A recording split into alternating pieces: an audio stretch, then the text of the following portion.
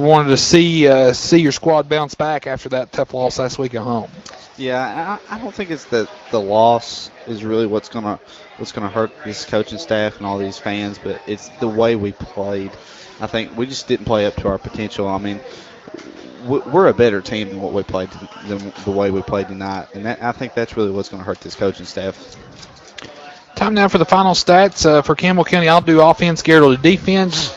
Let's let Mr. Reese do the defensive stats first tonight. Inside the Ron's Golf Carts, we'll follow up post-game show. On the defensive side, Ethan Miller with 7 tackles, Bo Ferris with 5, Jordan Kendrick with 8, Brandon with 2, Hudson with 4, Brandon Long with 4, Slayton Allen with 5, Nick Bailey with a big game with 10 tackles. Wow. Bart Taylor 1, Tyler Oakes with 8. Now that one with Bart, that was a big sack, I think, wasn't it? That was I believe so. Yeah. Big tackle for loss, I believe. Mm-hmm. Mario Payne 3, Nathan Redball 4, Chris Schaus with 3, unofficially. Good to see Schaus back out there tonight after that shoulder injury. We're really going to need him the rest of the season. It's good to see Josh Bowman out there tonight. You know, it was questionable whether he would play tonight due to a shoulder injury, but Bowman got the start tonight at the offensive line spot there at his left guard spot on the offensive line tonight. So the injury bug, it's made its way around, Garrett, but fortunately for Campbell County, it's not been too bad. We still got Chris Paul out, though, and I think he had surgery on his meniscus earlier in the week, so we'll see how that plays out for the rest of the year. Most of our injuries, it seems like just really nagging injuries. Nothing real major aside from Chris Paul's meniscus. That's pretty big, but other than that, they're really just nagging injuries, small things that'll just eat away at you and just aggravate you. Now, hopefully we can get a little bit healthier this week and come out against Hard Valley. That's gonna be a big game for us and Hard Valley too. Show them that they're the real deal. They haven't really showed it. I hadn't seen a final Anderson County score, but I went ahead and updated their standings in the district as well. We'll get to that in just a moment. Offensively for Campbell County tonight, unofficially, Tuffy Shoop, 13 of 27 for 71 yards, 1 interception. Receiving, Isaac Phillips, 4 receptions for 33 yards. Ethan Miller, 2 receptions for 4 yards. Bo Ferris, 3 receptions for 17 yards. Matt Marshall, 2 receptions for 15 yards.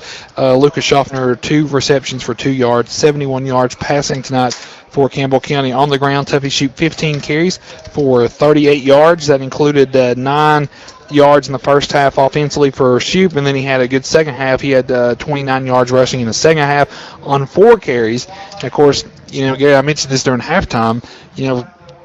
It was the big sacks that really knock those rushing numbers down significantly for Tuffy, because anytime you get a sack, that goes as a loss on the quarterback. Yeah, and it's really a tough break for Tuffy because he made some moves, he made some plays, but that Karns pressure was the fastest I've ever seen a high school team bring. I've never seen. This team was very, very fast. I think that's going to play into their advantage.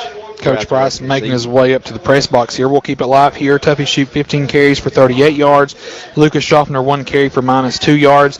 At the end of the first quarter, it was Karns 7, Campbell County 0. At the half, it was 21-0 after 14 late second quarter points.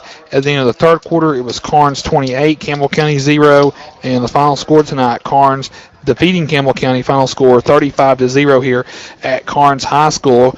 Updated district standings. Karns goes now to 2-0 in the district, 3-1 overall. Campbell County 0-2 in the district, 1-3 overall tonight. Due to the result of the game, now joined by head coach Justin Price.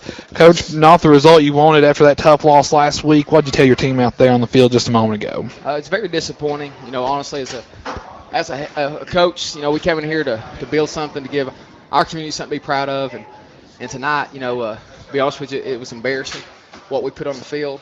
And that's just how I see it. Just going to be honest about it. Coach, 71 yards tonight passing for Tuffy Shoop. That defense you talked to us about earlier, that Karns defense, it was really stifling and just like a wet blanket. Yeah, they do a good job. They've been good on defense for a couple years now, and they're very fast. They cause you a lot of problems up front, and they don't bring many people, so they can still defend. And our execution was just not very good tonight. Late in the first half again, we've got an Achilles heel. That seems to be it so far the last couple of games. Giving up a couple of scores there tonight, really in the last 6 minutes of the first half. Yeah, I think I looked up at the board with 3 minutes something to go. It's 7-0, and so to give up 2 scores there late, again, I look at it. A lot of it's our offense too. We're putting our defense in binds. We're having to punt. We're getting short punts. So we got to continue to improve. But tonight, just very disappointing. I felt like we took a couple steps back. Red Ball struggled last week punting, but he done well tonight. Had a couple of booming kicks, a couple over 30 yards there.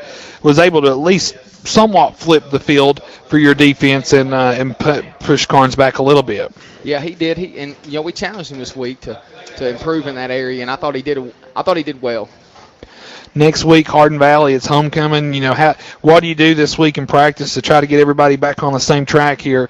Homecoming's it's a fun week, it's a festive week, but it can also be a distracting week, really, especially after a couple of tough losses that we've had. Yeah, it is, and the thing is, what we're going to do is the coach staff, we got to sit and we're going to evaluate a lot of things too. I felt like some kids right now we're challenging them. Some of them are rising to the occasion. Some of them, I just don't. Maybe they're not ready just yet. But that's us as coaches. I'm going to challenge me and my coaching staff to make sure we got our kids in the best situation, and then we're going to continue to improve. Now we're going to do what we do because we believe in it and it works.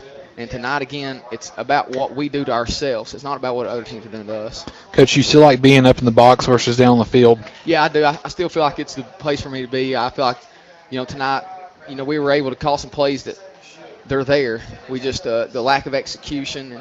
And, I think we've only been here about 2-3 months now, and the rain this week, we weren't able to practice a lot. And timing, when you've not done this a lot, I think it showed tonight. We were just off a little bit.